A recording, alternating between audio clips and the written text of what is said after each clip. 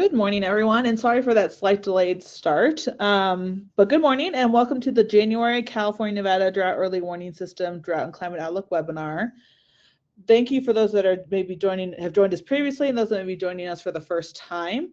I do want to apologize at first. This is actually our first webinar we've had since September. We did sadly miss out in November for a multitude of reasons, and we're glad to be back here in January and talking with you guys about what's going on with the drought and climate. My name is Amanda Sheffield, and I am the Regional Drought Information Coordinator for NIDIS in California, Nevada, affiliated with the Cooperative Institute for Research in Environmental Sciences at CU Boulder. This webinar is co-hosted with the California Nevada Adaptation Program and NOAA CAP team.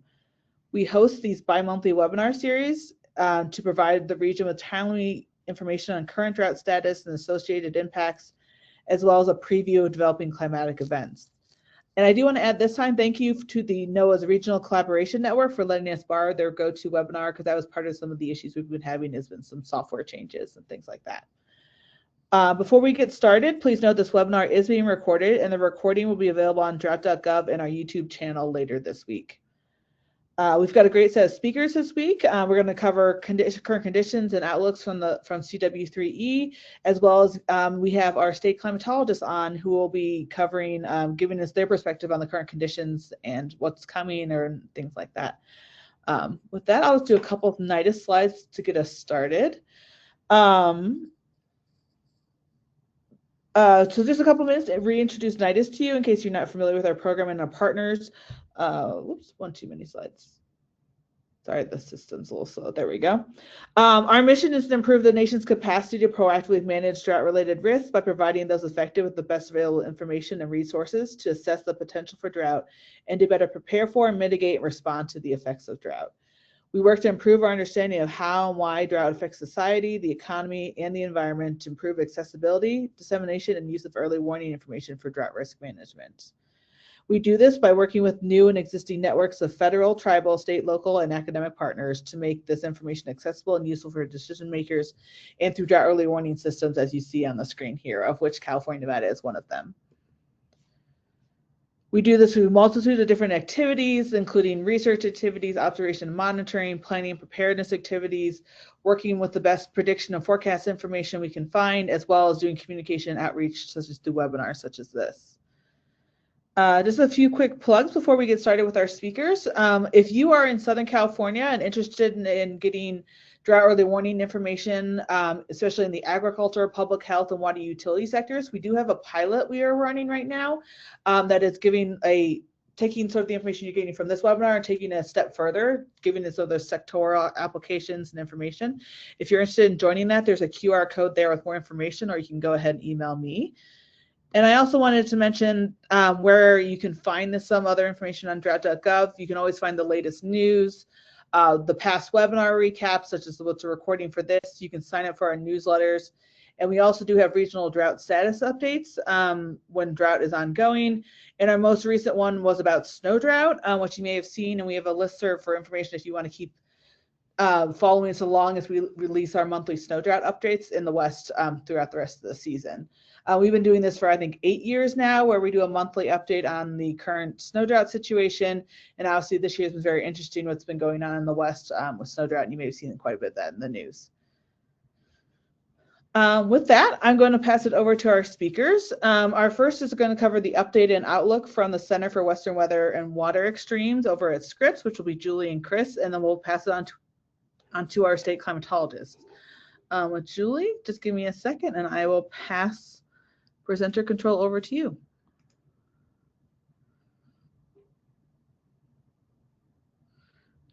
Julie, let me know if that worked or not. Amanda, I'm going to need you to show the slides. There are permission issues that I can't do it. I'm sorry. Yep, just 1 second. I grabbed those real quick.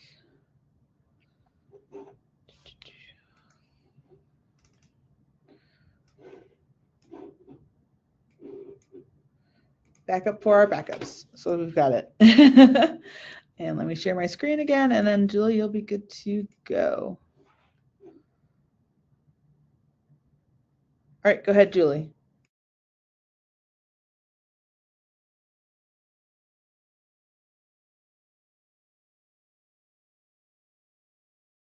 Julie, can you see this? Are you good? I actually can't see your screen. What? It says nobody's. Can others in the call see Amanda's screen? I just want to make sure it's the main issue. Yes, this is Eleanor. I'm not having any problems. Okay. What shall we do? I can just tell you which slide we're on each time if that would help. Okay.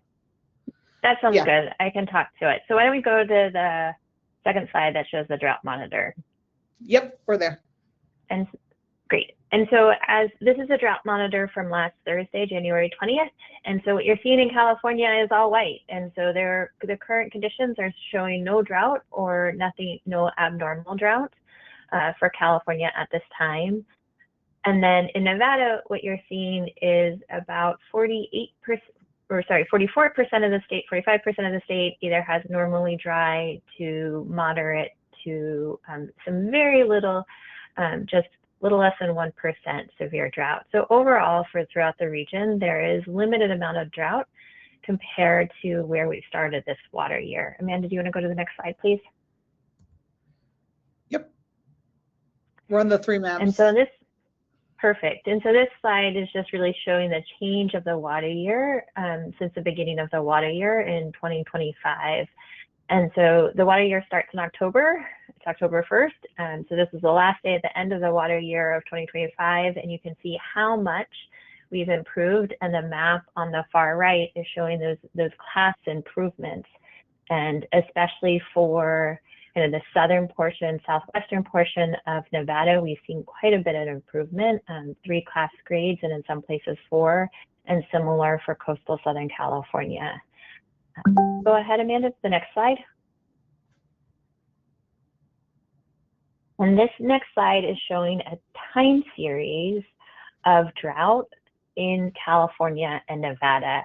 And I wanted to bring this up is in part because of some of the press around California having no drought for the first time in 25 years. I will say back in April 2011, the drought monitor showed less than 1% of drought, but it wasn't totally zero. And in Nevada, you can see that 40% bar going across the screen. This is relative, or 45, excuse me, for abnormally dry to moderate drought. So this is a relatively low drought conditions for this water year thus far.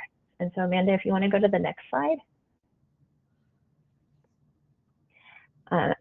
And so this is just, well, why are we here? Why have we seen so much change in water year 2026?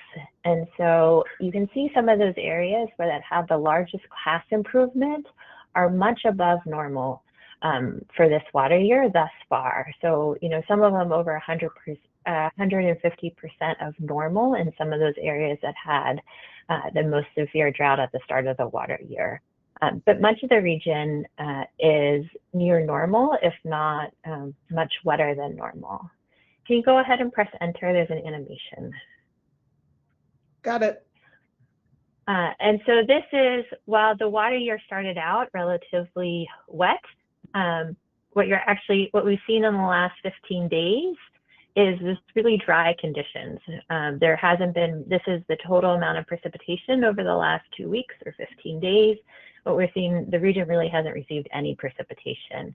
And so this is a good reminder for California that we can really see these switches from more wet conditions or more frequent storms to these really dry conditions. And I'll talk about this a little bit more later, and I think Chris will get to talk about this too in his presentation. Amanda, go ahead and go to the next slide.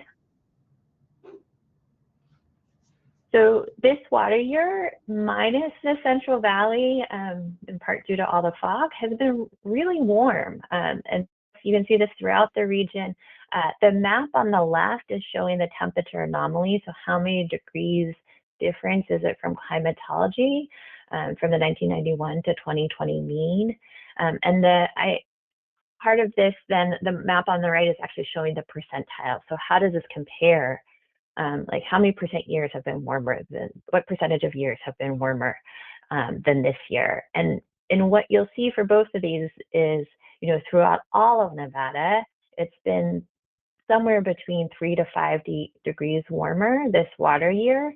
And that percentile is associated with almost the warmest water year for much of the region. And this is true for much of Southern California, parts of the Sierra Nevada. So it's been a really warm water year thus far. There are some places along the coast, and as I mentioned, the Central Valley where this isn't true. And this is something we're actually seeing all throughout the West, is how warm of a water year it's been. Amanda, if you'll go on to the next slide.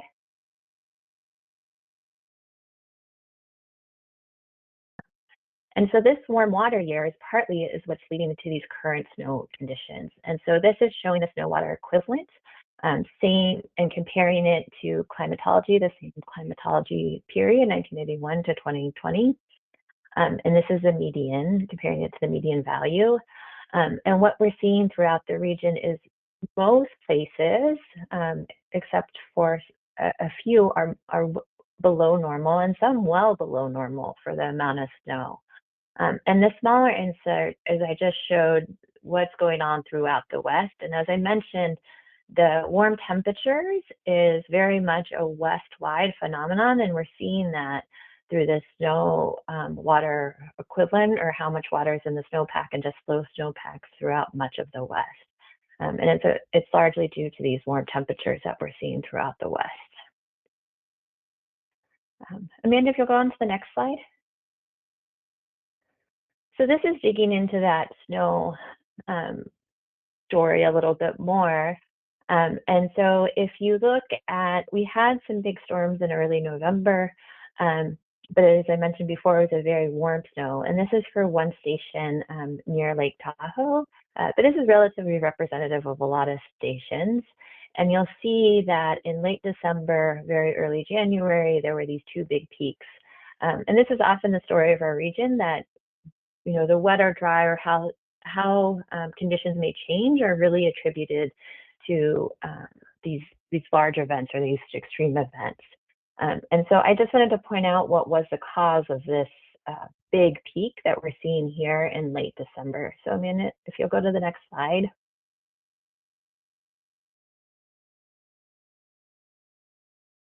I think many of us experienced this because it was right over the holidays, where we had a sequence of several ARs and then a closed low that developed offshore.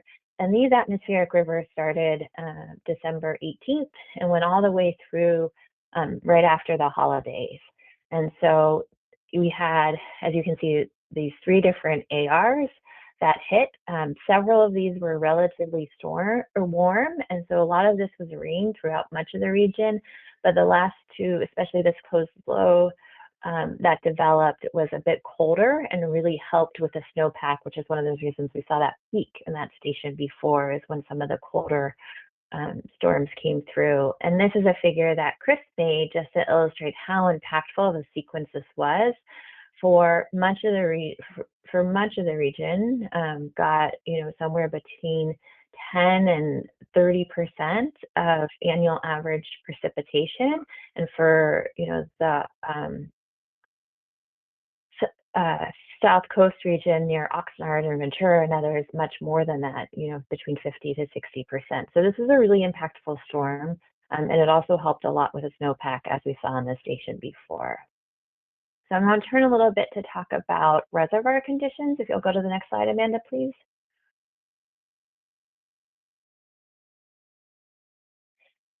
This is a figure that I've been showing for quite some time, is looking at, if you look at the snowpack in the Sierra Nevadas, and a whole handful of different reservoirs in the Sierra Nevada, which is illustrated by these red dots in the smaller image. And what you can see is this blue line is where reservoir storage is in these 28 reservoirs as compared to normal reservoir storage, which is the dark blue, and the snowpack, because the snowpack acts as a seasonal reservoir for many here in California. And you can see these pulses that I was talking about before. And overall, throughout, we're relatively near normal. And similarly, here's an image from DWR that tracks some of the biggest reservoirs in the states. And for most of the reservoirs are at near normal or slightly above normal capacity for this time of year. Go ahead and go to the next slide.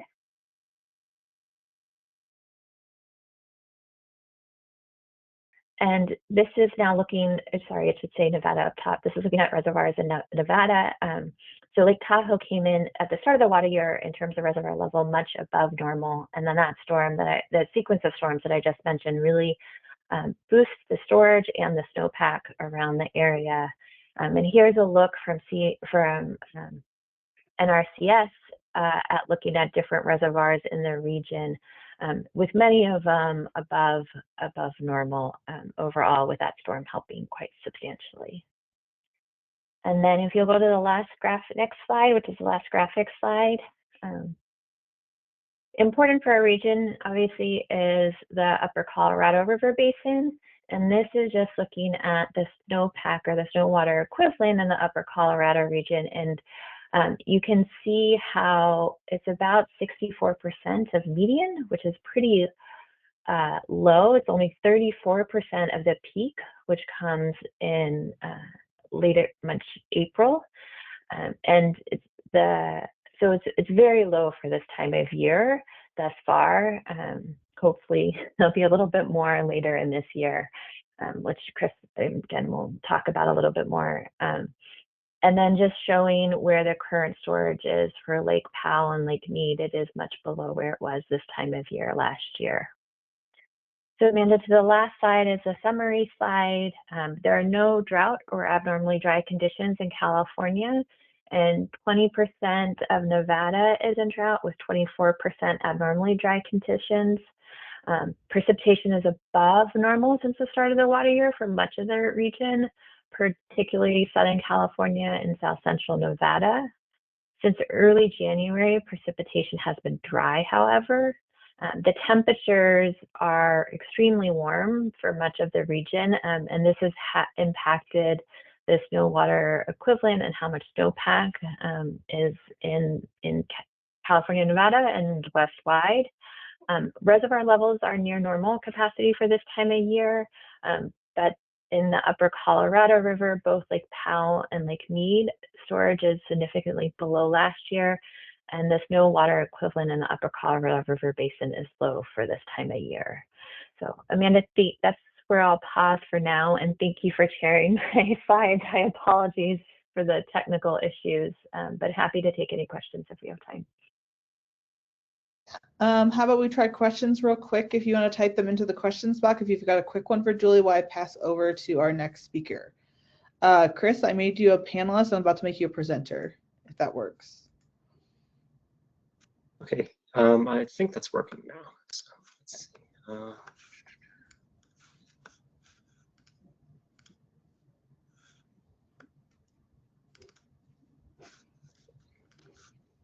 Okay.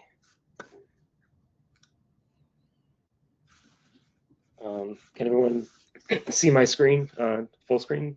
Yes, it looks great and you're good to go. Okay, great. Thanks, Amanda.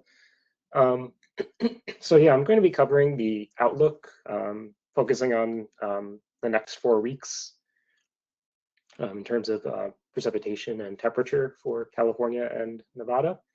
I'd like to start out with this plot, which it's one of our products on the CW3 website. I don't know how familiar everyone is with it, but it's we call this the AR landfall tool. It basically shows the probability of landfalling AR conditions over the next 16 days. The probability is shown in the color bar. So those kind of the cooler colors in blues and greens are showing lower probabilities, and the reds show higher probabilities of landfalling ARs. So on the left, you have this grid which shows the latitude on the y-axis corresponding to those grid points in black in the map on the right, and then on the x-axis you have the forecast day, which is increasing from right to left. So for example, we're starting out at this forecast, which was initialized at 4 p.m. Pacific time yesterday, and then goes out to the 4 p.m. on the 10th of February. And we look at this because precipitation is strongly related to atmospheric rivers in California.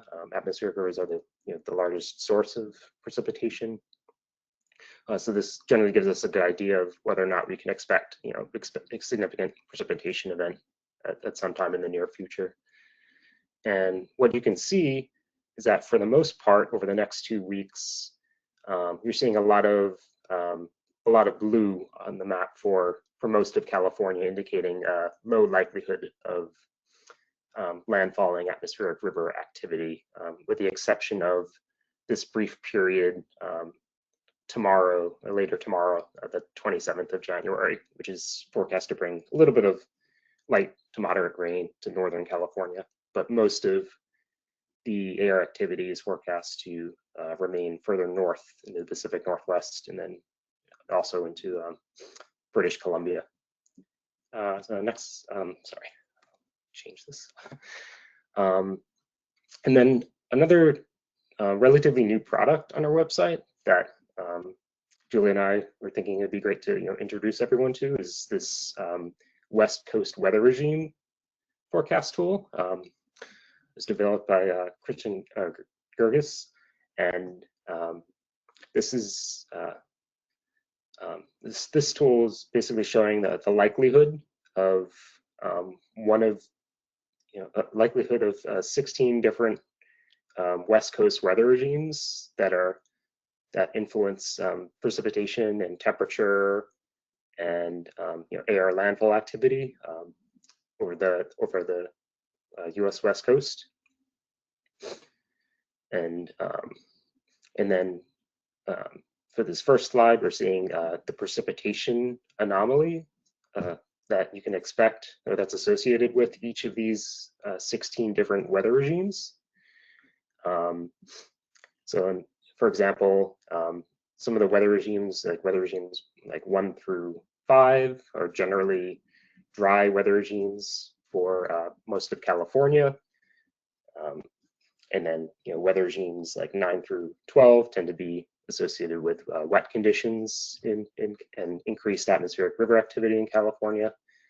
And then if you look at this, the part of the plot on the bottom, we have this weather regime probability in shading in different shades of pink and red, indicating what percent of ensemble members are predicting a given weather regime at a given time.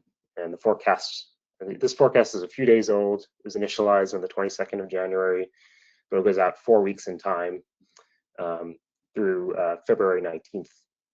And we kind of break it up into week 1, week 2, week 3, week 4 periods. And main takeaway here is that during weeks 1 and 2, we're seeing a high likelihood of these weather regimes, weather regime 2 and 5 in week 1, and then weather regime 6 in week 2, which tend to be associated with dry conditions over most of California. In week 2, it's really focused more on central and southern California, whereas in week 1, we're expecting dry conditions throughout the entire state. And then we see those higher probabilities of weather regime 6 continuing into the first half of week 3. And then kind of the same idea, but we're looking at now the temperature anomalies that are associated with each of these weather regimes. And for the most part, for weeks 1, week 2, and the first half of week 3, we're seeing a high likelihood of weather regimes that are associated with above normal temperatures in most of California. So in general, we're not really seeing a strong signal for a shift towards like wetter or cooler conditions in California or Nevada over the next couple of weeks, but that could change, of course. Moving on to the precipitation forecasts. Here I'm showing the 7-day total precipitation from two different models. One is the GFS model, which is the UFS model on the left, and then the other is the ECMWF model on the right. These are valid through 4 p.m. Pacific time, Sunday, February 1st. And again, both models are showing most of the precipitation focused further north into Washington, with some light to moderate precipitation expected over portions of Northern California, mostly in association with the weak atmospheric river coming in tomorrow. But dry conditions expected over Central and Southern California, as well as most of Nevada. Now we're going to look at some of the CPC forecast products. Here we're looking at the week 2 or the 8 to 14 day temperature and precipitation outlooks. These were issued yesterday, and they're valid for the February 2nd to February 8th period. And you can see on the left, the CPC is forecasting fairly high likelihood of above normal temperatures over California and Nevada. Probability is greater than 70% for above normal conditions. And then for precipitation, we're also seeing a moderate likelihood, say 40 to 60% probability of below normal precipitation, with the highest confidence in dry conditions over interior Northern California and Northern Nevada. Same idea, but now we're looking at the weeks 3 to 4 temperature and precipitation outlooks. These forecasts were initialized Friday, January 23rd. So they're valid for the February 7th to February 20th period. On the left, we have the temperature outlook, where we're seeing the forecasts leaning towards above normal temperature over California and Nevada. But as you can see on the right, there's much more uncertainty in the precipitation forecasts for the week 3 to week 4 period, with equal chances of above normal, near normal, or below normal precipitation over much of the region.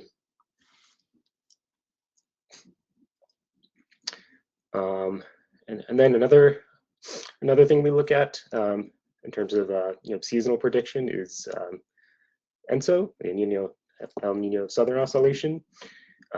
So we've been in a weak La Niña period since the fall. As you can see, on the figure on the left, we're showing the weekly sea surface temperature anomalies for the tropical Pacific region. In the color bar, reds indicate above normal SSTs and blues indicate below normal SSTs. And if you focus in on the central and eastern tropical Pacific, you can see, at least as of late December, that blue shading indicating negative sea surface temperature anomalies, which are indicative of weak La Nina. But as time has progressed over the last 4 weeks, we've actually seen kind of a rapid weakening of those anomalies as we begin to transition to ENSO neutral conditions. And the forecasts, official forecasts from the CPC are indicating a high likelihood of ENSO neutral conditions late this winter, persisting through the spring.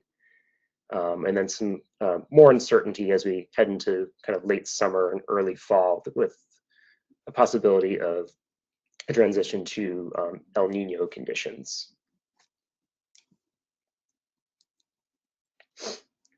And then finally, we're looking at some of the water supply forecasts. So on the left, this is the forecast seasonal volume, I believe, for the April through July 2026 period. And as you can see, indicated by the reds and the oranges, we're expecting below normal water supply volume at most reservoirs in California and Nevada, well below normal in in northern Nevada. And then I just have an example for a location in the Sacramento Valley. On the right, this is showing the forecast, the total water volume forecast for water year 2026, where the total water volume for this location is expected to be based on the median forecast around or slightly above the long-term mean, but likely due to the wet conditions we saw earlier this water year. So to summarize, we see a low likelihood of landfalling atmospheric river activity over California during weeks 1 to 2, except for, again, the AR coming in tomorrow. Likewise, our weather regime forecasts are not showing any strong signal for a regime shift to wet and/or cool conditions during the weeks 1 through weeks 3 period. From the CPC products, we're seeing a high likelihood of above normal temperatures during week 2, with a moderate likelihood of below normal precipitation in California and Nevada. And then for weeks 3 to 4, the forecasts lean towards above normal temperatures in the region, but the precipitation forecasts are much more uncertain. Weak La Niña is currently transitioning to ENSO neutral conditions, and we can expect ENSO neutral to persist through the spring. And then finally, water supply forecasts suggest that we'll see below normal conditions for the spring and early summer across the region, especially in Nevada. Though it is still early, we could still see some late season storms that change those outlooks. Do you have any time for questions? We can probably save some questions for the end. If you guys have any questions for Julie or Chris, go ahead and pop those into the GoToWebinar questions box. You'll find it on the panel.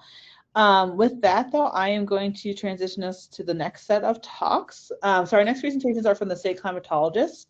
I usually invite them here on the January webinar because it's nice to have their perspectives about what's going on with the conditions, what's still coming, what's not coming, impacts, lingering impacts, a lot of these different pieces here. So with that, I'm going to open it up for both Baker Perry, who is the Nevada State Climatologist from the University of Nevada, Reno, and then after him, Michael Anderson, who's the California State Climatologist with California Department of Water Resources. And Baker, with that, I'm going to make you presenter, and unless your slides work, great. Otherwise, I'm happy to help.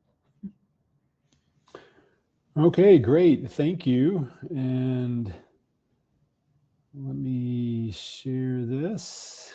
And I have a few slides that really just reinforce what we've already heard from the CW3 folks. I'm Baker Perry from the Nevada State Climate Office. I'm professor of climatology and the Nevada State Climatologist. And yeah, the good news, as Julie started out with, is that we have seen substantial improvements in drought conditions. If we go back to the start of the water year, you can see there's a lot of green on the map for Nevada in particular, indicating improvements, especially in southern Nevada. And so that's the good news that I think I can reinforce and start with. And the other good news is I've just pulled these this morning. This is from the National Drought Mitigation Center composite drought maps for different time scales. This is an automated product they have. And with the exception of northern Nevada that you see on the short-term plot, there's really not much of a drought signature showing up in the short, medium, or long-term.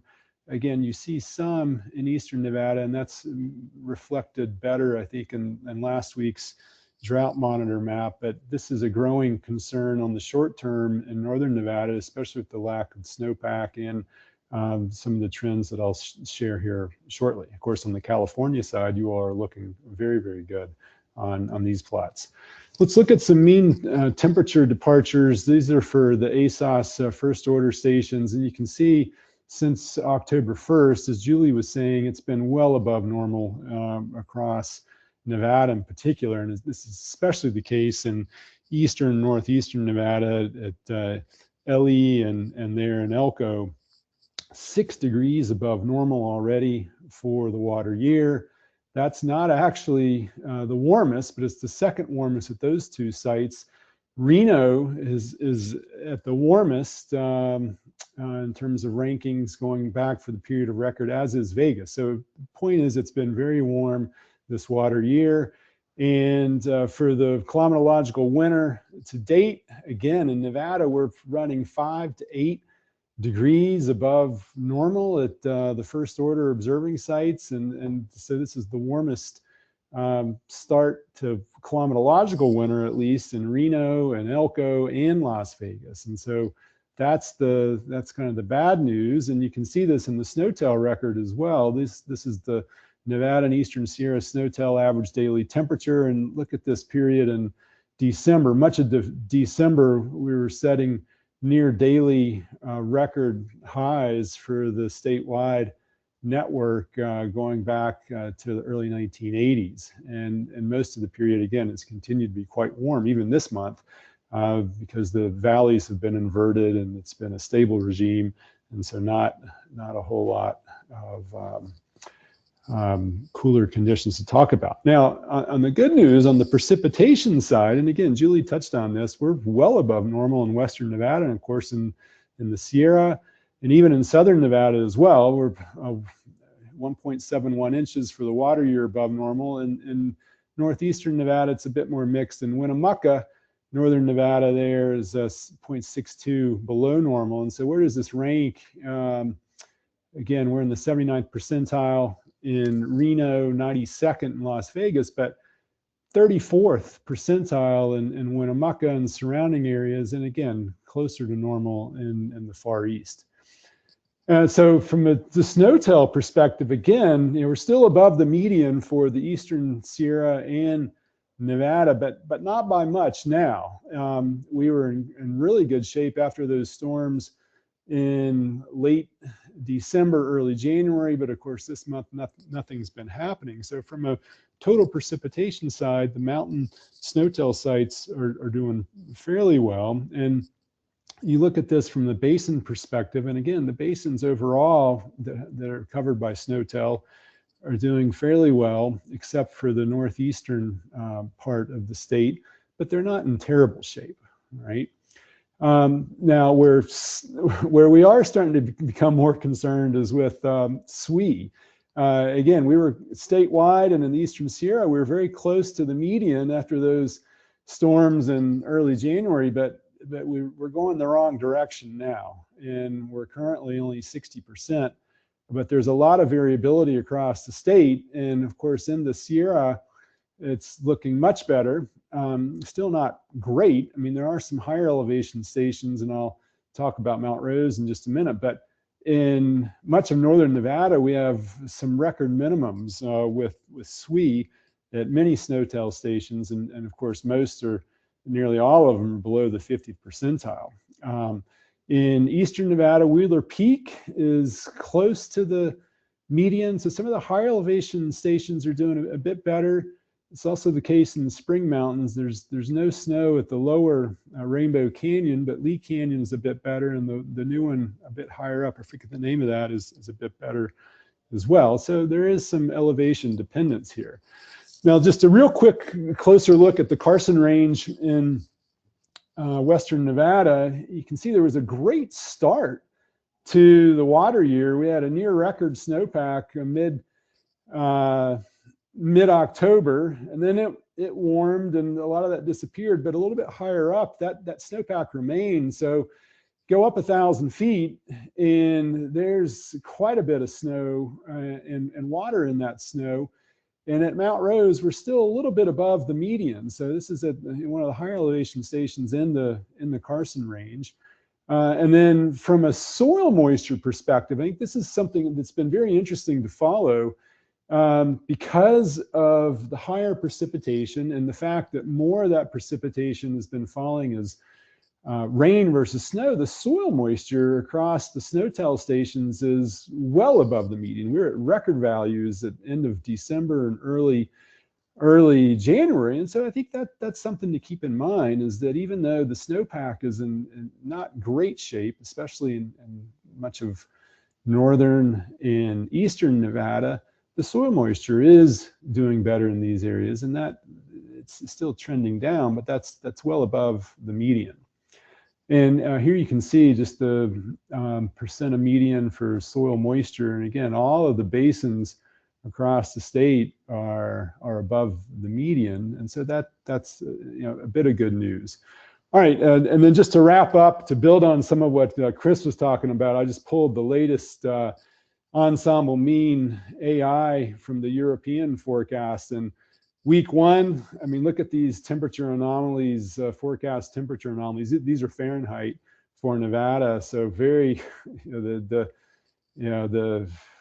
warm conditions are going to continue week 1. Week 2, they are looking to intensify further. And then on the precipitation side, this is the 15-day total hot off the press from the AI version of the Euro model, and geez, it's not looking good for Nevada. And so this is a growing concern for snow drought in particular moving forward.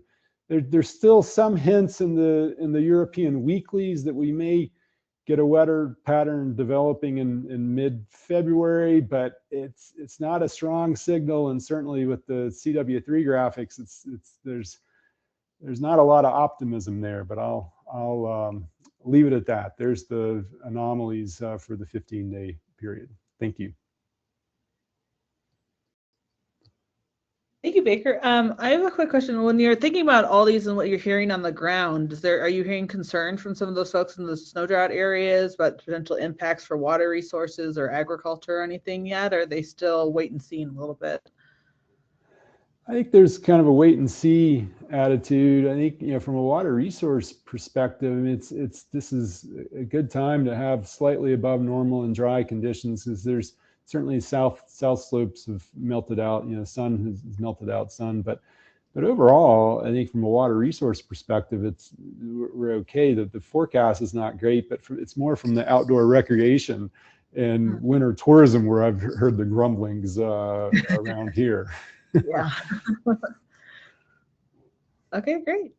If you guys have any specific questions for Baker, feel free to pop them into the question box. And now I'll pass some time over to Mike Anderson, who's the California state climatologist, to give his sort of perspective of what's going on in his state. Mike, you there? Yep, I'm here. Hello, good to go? Hi. Well, as soon as it lets me share, I'll share my slides. Oh yeah, here we go. You should get a pop-up. Yep, got it right here. Thank you. There we go. Now let's just pop over here and put it in presentation mode. Alrighty. Hopefully you're seeing that. Oh, we're seeing like the presenter mode. Could you flip screens real quick? Sure. Hang on.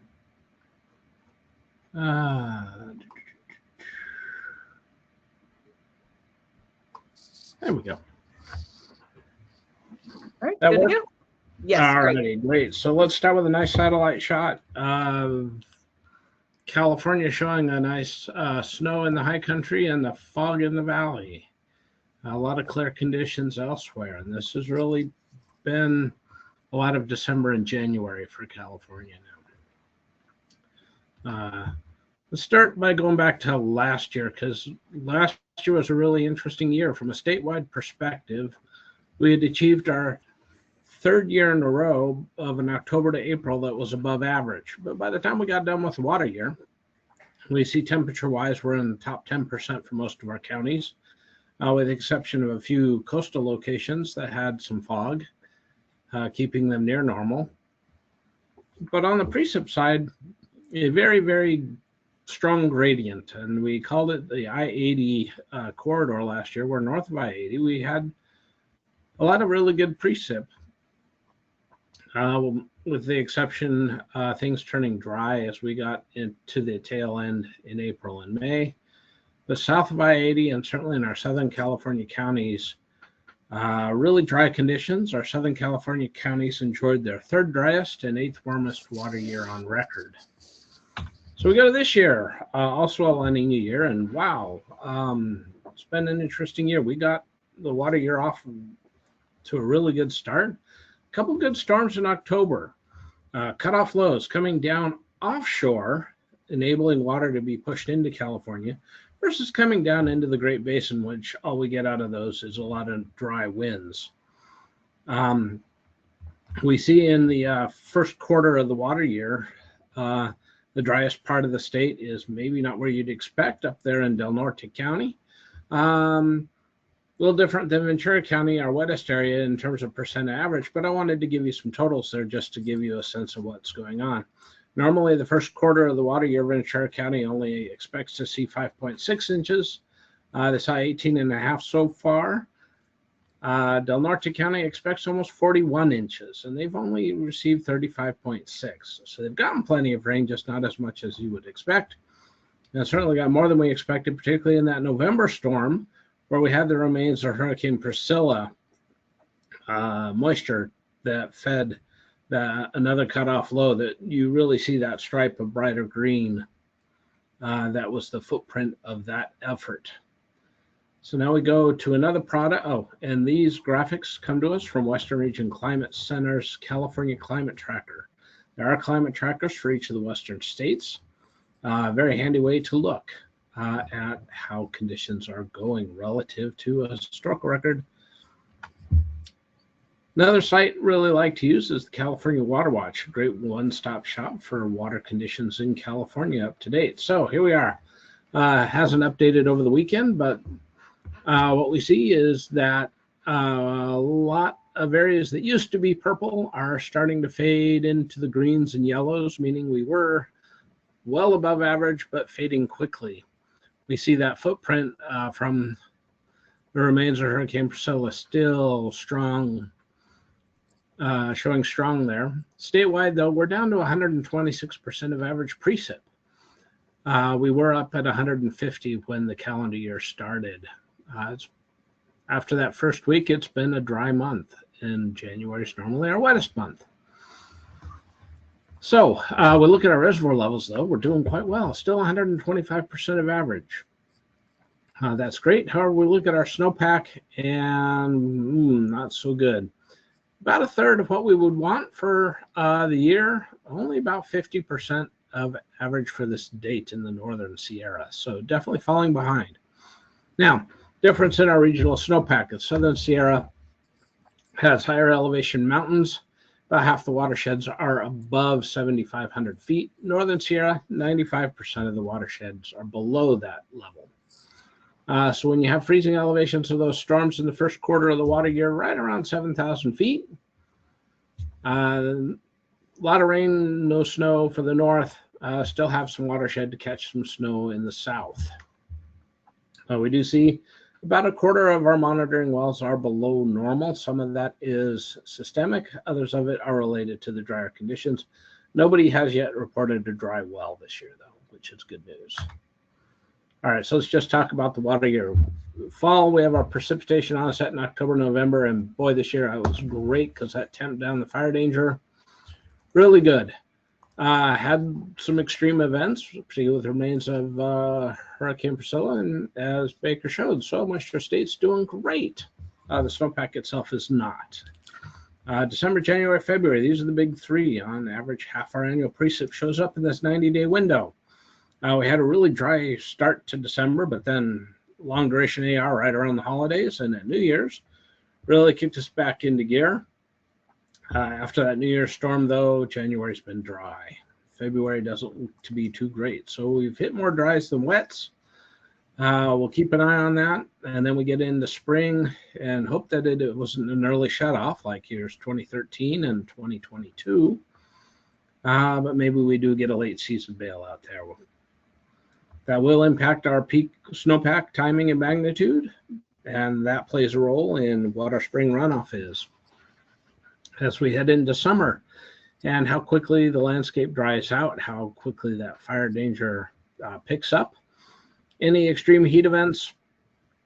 And then we always like to keep an eye in August and September. The winds that usually push the Eastern Pacific hurricanes away from us tend to die down, and occasionally the remains of them can drift in and impact California. This year it went all the way into November, so really some interesting variability there.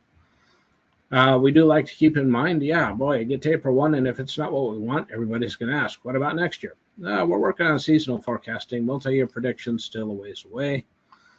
But we're headed into the last half of the 2020s. And when we get to 2030, guess what? We'll have a new climate normal, the first climate normal that is fully in the 21st century. And it will be interesting to see how 2021 to 2030 impacts average conditions as it's chasing out 1991 to 2000. So things to keep in mind as we work our way through the water year. That's what I have for you. Happy to pitch it back to the NIDIS team. Thanks. Thanks, Mike. There was a question that came in for Baker, but I think I'll let Baker respond first, and you can probably respond too, because I think it's sort of for both. You both could talk about. And you won't be surprised by the question, because we've been thinking about this with snow drought and what's been rain versus snow. So their question is, the discrepancy between sweep percents of normal and precip percents of normal is striking this year. Do you remember other years with discrepancies like this, more plainly the amount of rain versus snow? Yeah, I think I'll have to defer to Mike on that, because this is only my second year here. I don't have quite as long a reference there. So Mike, any insight on that? Off the top of my head, I don't have any years in mind, but this one is remarkably strong in the above average precip, but below average snowpack. I'll look it up and I'll share them with Amanda, and she can share out. I mean, just to add, I mean, last year we saw some of this here in Western Nevada and the Eastern Sierra, where snow levels were higher. There was very minimal snowpack.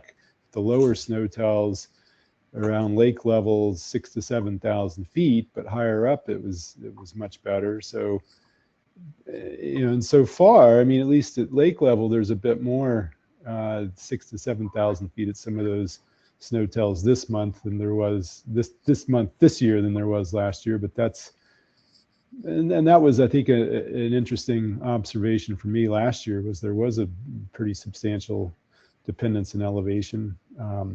But I can't speak to other times in the past. There's a couple more questions. We've got a few minutes here. I think, Mike, this is referring to, I think, what you were talking about, climate normals. How are climate normal periods defined, and are they aligned with major climate cycles such as PDO and AMO, or are they just arbitrary periods? They are decadal. So right now we are in the 1991 to 2020 normal. When we get to 2030, a 2001 to 2030 climate normal will be computed and be released sometime in 2021. And that's just a NOAA standard that's been in place for many decades. Great. And then one last question. Oh, there's a few more, but here's one that about any idea what the upcoming monsoonal patterns will be compared to normal? I have not heard the monsoon outlook yet. It's still a little early for that. Yeah, I agree there. And then this one goes to Mike, and maybe this will be our last question before I bring up the wrap-up slide. Let's see. They were saying, can you go back over stats on the watersheds above 7,500 feet in SoCal versus NorCal? First time hearing that stat, and the impact related to the benefit from precip and snow. All right, so this deals with the San Joaquin Basin versus the Sacramento Basin. So the Sacramento watershed has 95% of the watershed below 7,500 feet. Really a lower elevation watershed. And it's a watershed where we've seen rain to the top of the watershed before on our really extreme warm ARs. Southern Sierra, San Joaquin watershed, half the watersheds are above 7,500 feet. So really the high Sierra, where our highest mountains are located there. Don't have statistics for our Southern California mountains, which can also get up some pretty good elevations there